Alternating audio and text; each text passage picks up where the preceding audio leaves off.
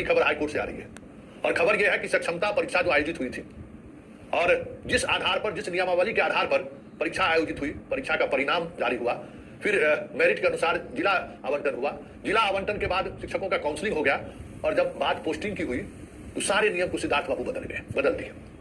सब 10 अनुमंडल का चॉइस दीजिए, महिलाओं के लिए ये होगा पंचायत, मतलब सारे पूरे प्रोसेस को ही उन्होंने बदल दिया। और अंततः विवाद इतना बढ़ा कि सरकार को यह निर्णय लेनी पड़ी कि जो जहां है अभी फिलहाल वहीं उनको छोड़ दीजिए। विभाग के इस फैसले के खिलाफ 88 शिक्षक हाईकोर्ट का दरवाजा खटखटाया था, जो हमने सुबह में आपको खबर दिखाई। हाईकोर्ट में आज पहली सुनवाई हुई, और पहले ही सुनवाई में शिक्षा विभाग, हाईकोर्ट में आज पहली सुनवाई हुई, और पहले ही सुनवाई में शिक्षा विभाग औंधे मुंह गिरे हैं। जी हाँ, शिक्षा विभाग को वो लतार लगा जो शायद सिद्धार्थ सपने में भी नहीं सोचे होंगे। इसलिए भाई हम तो जो कर दिए, हम मेरी मर्जी, मैं जो चाहूं वही करूं, नियम कानून से कोई मतलब ही नहीं है। हाई कोर्ट ने कहा है कि जितने पिटिशनर हैं उन पिटिशनरों के लिए जिन जिन जिला का आवंटन इनको हुआ है, जो जिन जिला में इन्होंने काउंसलिंग कराई है, नियुक्ति पत्र लिया है, काउंसलिंग कराया है, उन जिलों में इन तमाम 88 शिक्षकों के लिए पद रिक्त रखिए एस सिद्धार्थ जी।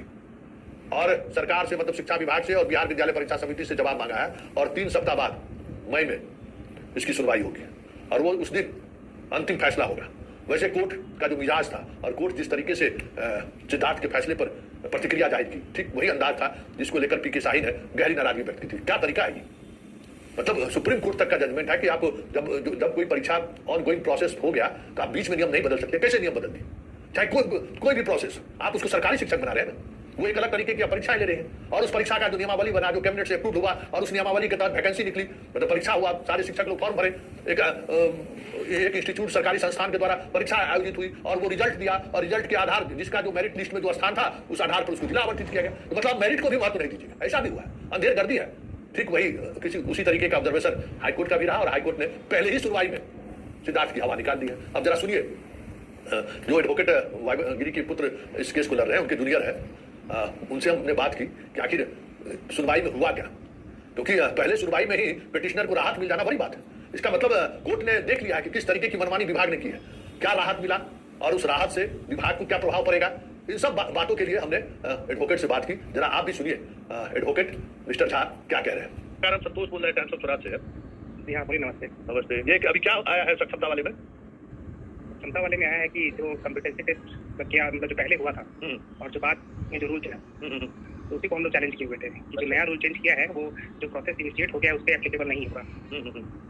तो इसी में कोर्ट अभी उसको सुना है, और हम लोग जो पिटिशनर जिस जिले में सेलेक्ट हुए थे पुराने रूल के अकॉर्डिंग, उस जिले में जितने भी पिटिशनर है उसके लिए सीट को रिजर्व रखने के लिए कहा है। कोर्ट ने कहा अगली सुनवाई कब है?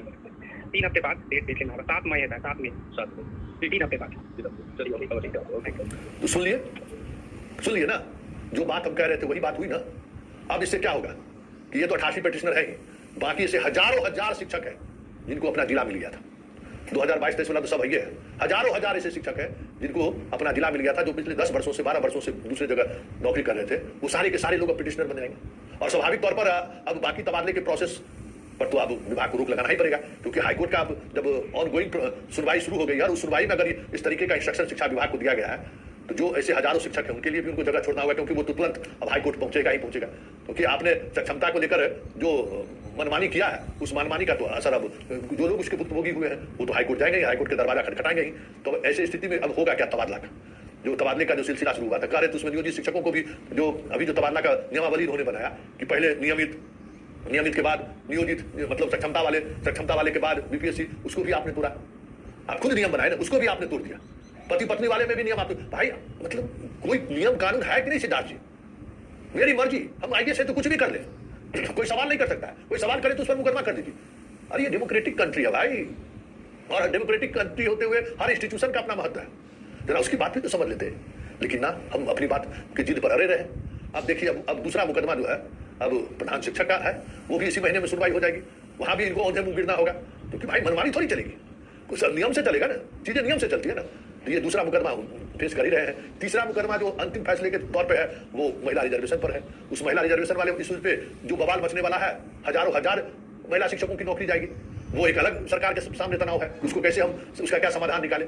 मतलब जो प्रक्रियाएं बहाली से लेकर पोस्टिंग तक सिद्धार्थ ने अपनाई है, सारे के सारे चीजें कोर्ट में चुनौती दी जाने लगी। अब तो रिजल्ट भी आने लगा है, अब तो सुनवाई का परिणाम भी आने लगा है, और जिन सवालों को हम शुरू से उठा रहे थे और शुरू से कह रहे थे कि देखिए कुछ भी करिए तो नियम संगत तरीके से कीजिए, नियम क्या कहता है। और अगर नियम आपके विचार से या आप जो ट्रांसफर पोस्टिंग जो भी करना चाहते हैं, अगर उस पर वो नियम खरा नहीं उतरता है तो आप उस नियम को बदलने के लिए का जो प्रावधान है उस प्रावधान को अपनाएं। कैबिनेट का फैसला को भी नहीं मानेंगे। भाई ऐसा भी कभी हुआ है, हम उस दौर में याद करिए कि हम कह रहे थे कि आप कैबिनेट के फैसला को नहीं मान रहे, फंस जाएगा ये मामला। आखिरकार ये मामला फंस गया। अब देखिए अब विभाग क्या करती है, विभाग के सामने अब तो पूरे तबादला प्रोसेस पर ही सवाल खड़े हो जाएंगे। भाई 88 लोग हैं, हजारों लोग और पिटिशनर आ जाएंगे कि मेरा जब भी जगह तुरंत मेंशन करेंगे वकील के माध्यम से। उसमें क्या है, कल ही वो मेंशन कर देंगे उसी कोर्ट में कि 88 के अलावा 8000 और सर उसी तरीके का है, उनको जिला के लिए जो है दे दीजिए। एक सप्ताह के अंदर में सारे पिटिशनर एक जगह जुड़ गए, सिर्फ मेंशन करना है कोर्ट में, क्योंकि कोर्ट ने एक आदेश विभाग को दे दिया है। कैसे और 8000 18000 जितने लोग हैं जिनको पहला चॉइस जहां मिला है वहां वो जाना चाहते हैं, उनके लिए सीट रिजर्व रहेगा, उनको मेंशन करेंगे और ये आदेश मिलेगा। मतलब साफ है कि सिद्धार्थ के तबादले के सारे प्रोसेस पर ग्रहण